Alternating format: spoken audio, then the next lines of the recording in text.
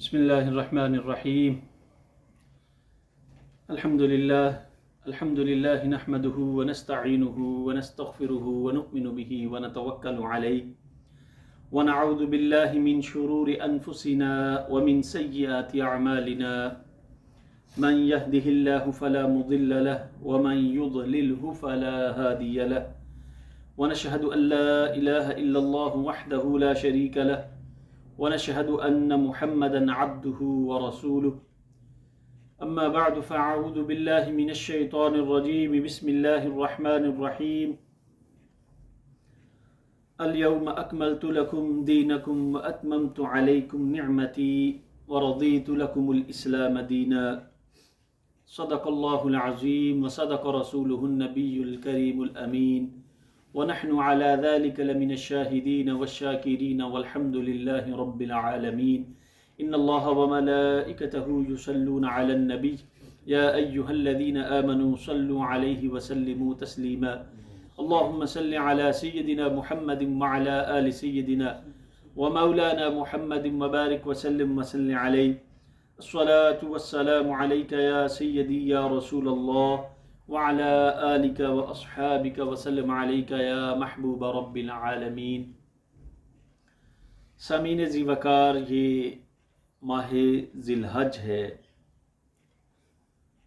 اور پوری امت مسلمہ اس ماہ مکرم کی ان ایام کو عقیدت اور احترام سے مناتی ہے اور قربانی کی شکل میں سنت ابراہیمی پر عمل کیا جاتا ہے۔ ہمارے پیارے آقا و مولا سید الانبیاء صلی اللہ علیہ وآلہ وسلم نے آج سے 14 صدیاں قبل بنفس نفیس مناسک حج ادا کیے اور 63 اونٹوں کو اپنے مبارک ہاتھوں سے نحر فرمایا، اور اسی حج کے موقع پر جو آپ علیہ السلام نے ادا کیا، میدان عرفات میں خطبہ حجۃ الوداع آپ نے ارشاد فرمایا۔ خطبہ حجۃ الوداع آقا علیہ السلام کا اسلام کا وہ شاہکار ہے جو انسانی حقوق کا کامل منشور ہے۔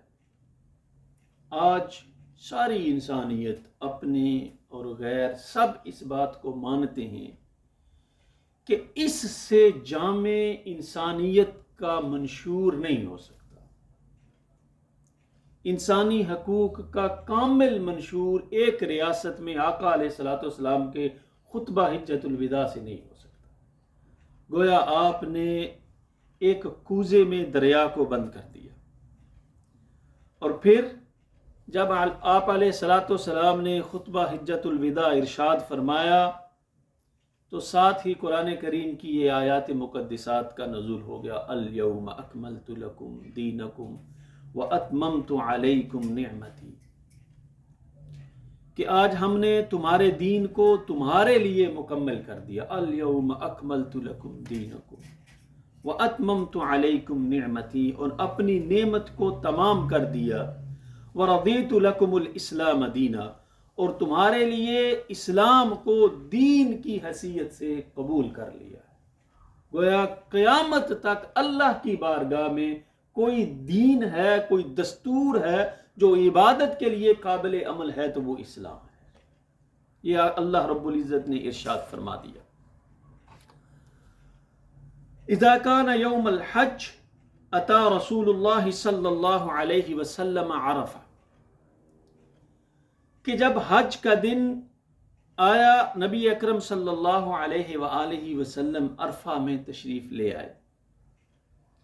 حتی اذا زاغت الشمس، جب سورج ڈلنے لگا، امر بقصب القصواء، تو آقا علیہ السلام نے حکم دیا کہ میری سواری کو، میری اونٹنی کو حاضر کیا جائے۔ فرحلت لہو، تو صحابہ کرام نے آقا علیہ السلام کی سواری کو تیار کیا، تیار کر کے کجاوا رکھ کر بارگاہ رسالت میں اسے پیش کر دیا۔ فأطا بطن الوادی، آقا علیہ السلام اونٹنی پر سوار ہوئے اور میدان کے درمیان میں تشریف لے آئے. فخطب الناس خطبۃ التی بین فیما بین فیہا ما بین. تو آقا علیہ الصلوۃ والسلام اس اونٹنی پر تشریف فرما ہوئے عرفات کے میدان میں، آپ اس کے درمیان میں تشریف لے آئے اور آپ نے خطبہ ارشاد فرمایا جس میں دین کے اہم امور آقا علیہ الصلوۃ والسلام نے بیان فرمائے. اور آج کی اس ہماری مختصر سی نشست میں چند نکات آقا علیہ الصلوۃ والسلام کے خطبہ حجۃ الوداع سے ہم گزارش کرنے کی کوشش کریں گے. سب سے پہلے نبی اکرم صلی اللہ علیہ وآلہ وسلم نے فحمد اللہ واثنى علیہ قائلا، اللہ رب العزت کی حمد کی اور اس کی تعریف بیان کی، حمد و ثنا کرتے ہوئے فرمایا لا الہ الا اللہ وحدہ لا شریک لہ صدق وعدہ ونصر عبدہ وہزم الاحزاب وحدہ. آقا علیہ الصلوۃ والسلام نے فرمایا اللہ کے سوا کوئی معبود نہیں، وہ یکتا ہے، کوئی اس کا شریک نہیں. خدا نے اپنا وعدہ صدق وعدہ، اللہ رب العزت نے اپنا وعدہ پورا فرما دیا، اور اس نے وَنَصَرَ عَبْدَهُ، اور اس نے اپنے بندے اس رسول محمد الرسول اللہ صلی اللہ علیہ وآلہ وسلم کی مدد فرمائی، اور اس کی ذات نے باطل کی ساری قوتوں کو زیر کر دیا. اور پھر آقا علیہ الصلوۃ والسلام نے جو بات ارشاد فرمائی، فرمایا ایھا الناس اسمعوا قولی، اے لوگو میری بات غور سے سنو. فإنی لا ارانی وإیاکم ان نجتمع فی ھذا المجلس ابدا. لوگوں میں نہیں سمجھتا کہ آج کے بعد مجھے نہیں لگتا کہ اس طرح اس محفل میں ہم کبھی اکٹھا ہو سکے بعد عامی ھذا، اور غالباً اس سال کے بعد میں حج نہیں ادا کر سکوں گا. اور سب سے پہلا آقا علیہ الصلوۃ والسلام نے جو بات ارشاد فرمائی وہ مساوات انسانی کا تصور. آپ علیہ الصلوۃ والسلام نے فرمایا ایکویلٹی آف ہیومینٹی. اس حوالے سے نبی اکرم صلی اللہ علیہ وسلم نے فرمایا ایھا الناس ان اللہ یقول یا ایھا الناس انا خلقناکم من ذکر و انثی، کہ اے لوگو اللہ رب العزت نے تم کو ایک ہی مرد اور عورت سے پیدا فرمایا ہے.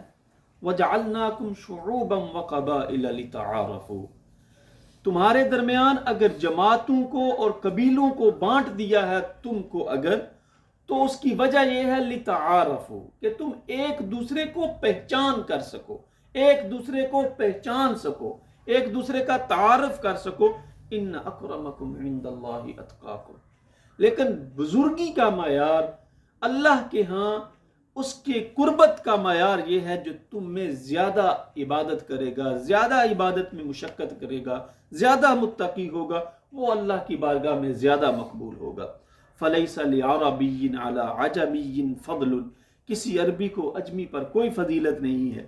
ولا لعجمی علی عربی، اور اسی طرح کسی اجمی کو عربی پر کوئی فضیلت نہیں ہے. ولا لاسود علی ابید ولا لابید علی اسود الا بالتقوی، کسی کو کسی پہ کوئی فضیلت نہیں ہے، سب ایک جیسے ہیں. اللہ کی بارگاہ میں اگر کسی کو فضیلت حاصل ہے تو اس کا معیار تقوی ہے. اور پھر آقا علیہ الصلوۃ والسلام نے جو دوسری سب سے زیادہ جس بات پہ زور دیا وہ ہے حقوق کی ادائیگی کا حکم.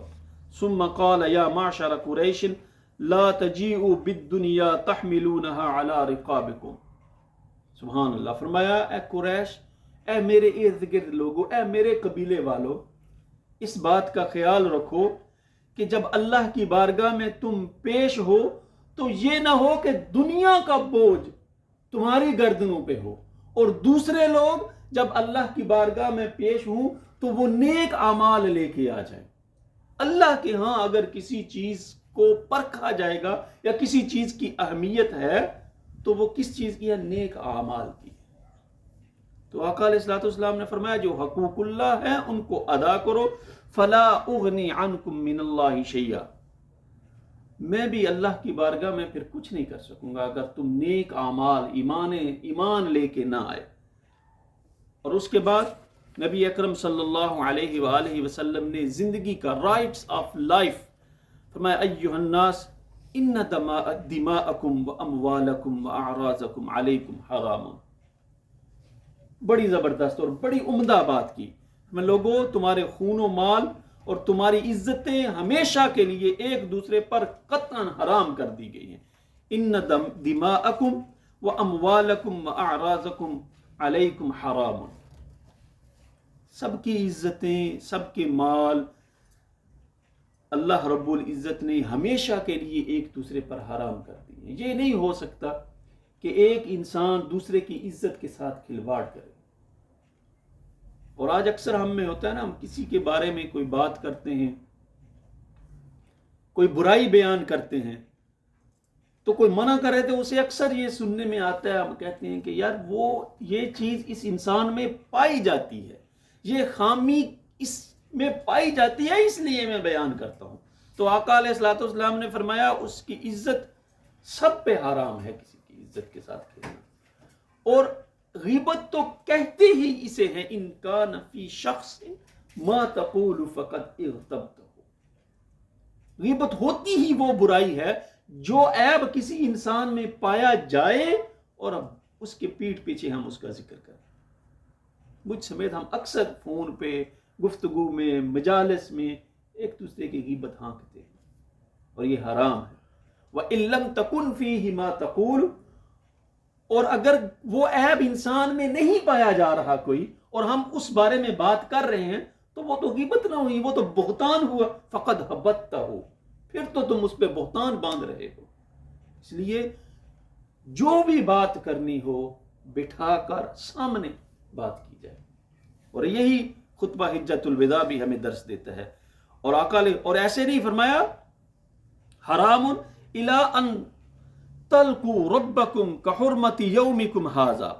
کس طرح حرام ہے؟ ان چیزوں کی اہمیت ایسے ہے، جان کی، عزت کی، مال کی، اولاد کی. اللہ رب العزت نے اس طرح حرام ہے جس طرح ان تلقوا ربکم کحرمت یومکم ھذا، جس طرح آج کا یہ دن محترم ہے.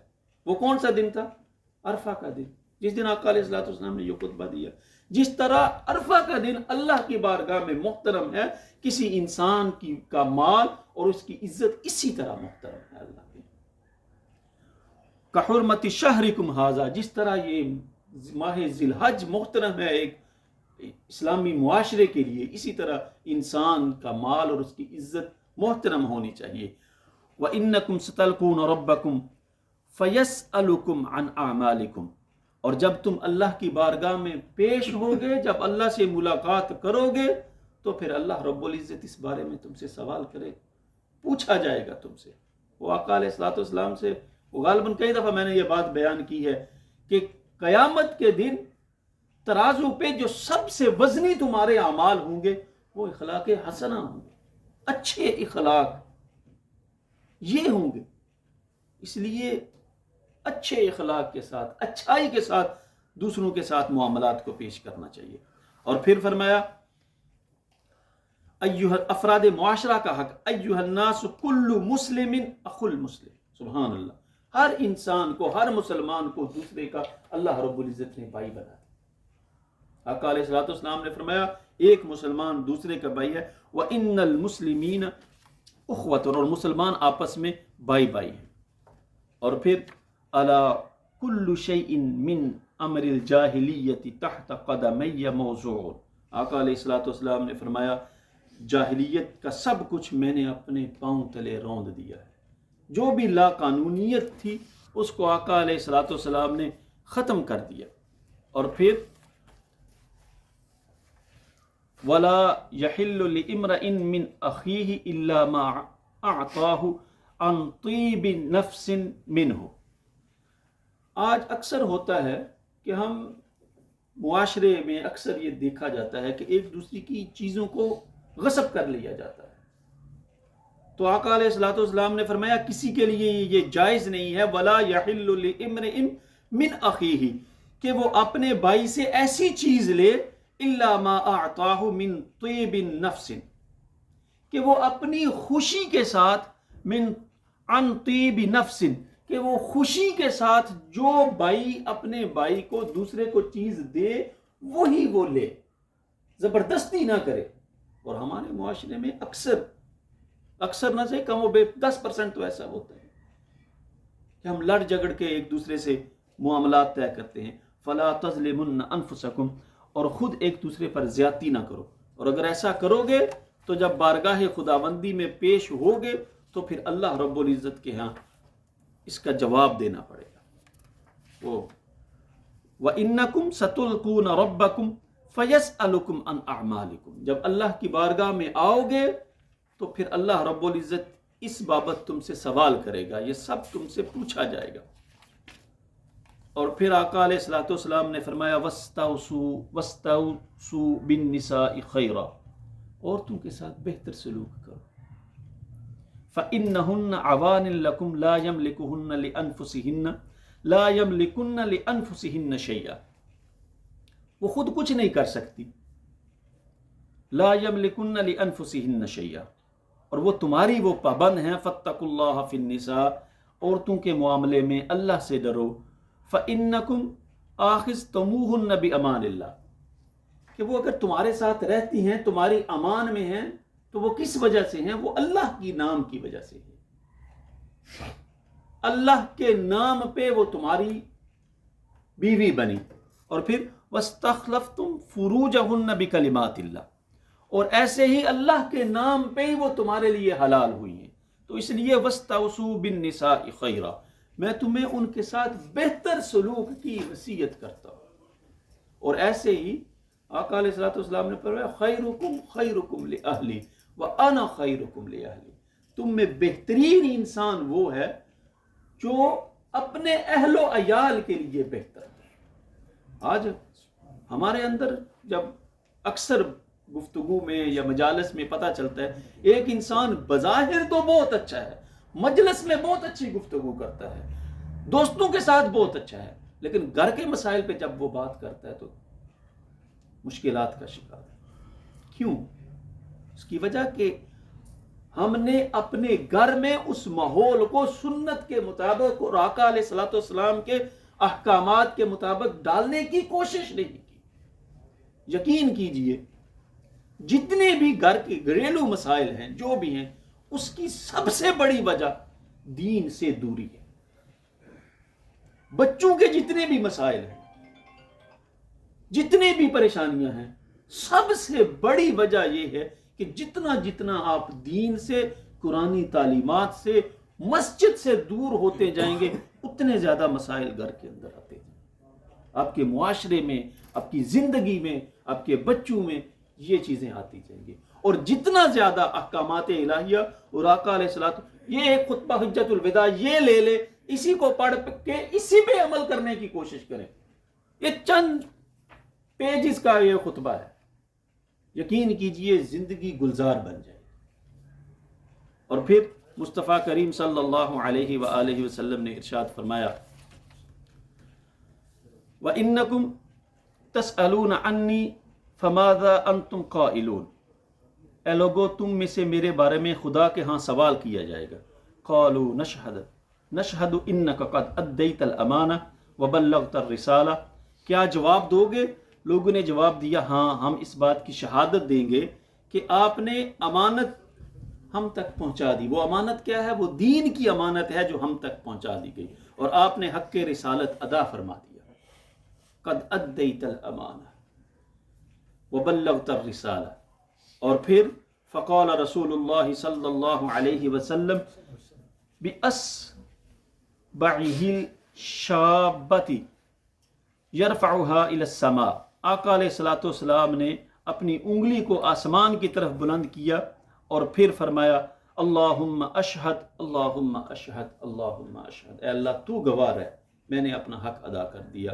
آقا علیہ الصلوۃ والسلام نے یہ خطبہ ارشاد فرمایا اور قرآن کریم کی یہ آیات مقدسات نازل ہوئیں الیوم اکملت لکم دینکم واتممت علیکم نعمتی، آج ہم نے تمہارے لیے تمہارے دین کو مکمل کر دیا. واتممت علیکم نعمتی، اور پوری کر دی تم پر اپنی نعمت. ورضیت لکم الاسلام دینا، اور پسند کر لیا تمہارے لیے اسلام کو بطور دین. قیامت تک اللہ کے ہاں عبادت کا کوئی طریقہ رائج ہے، کوئی دستور ہے تو وہ اسلام ہے جو اللہ رب العزت نے قبول فرما لیا. دعا ہے اللہ رب العزت اسی پہ ہمارا، اسلام پہ اور ایمان پہ ہمارا خاتمہ بالخیر فرمائے. دعا ہے اللہ ہمیں ان تعلیمات پہ عمل کی توفیق عطا فرمائے. وما توفیق الا باللہ والصلاۃ والسلام علی رسول اللہ. سنتے ادا فرمائے.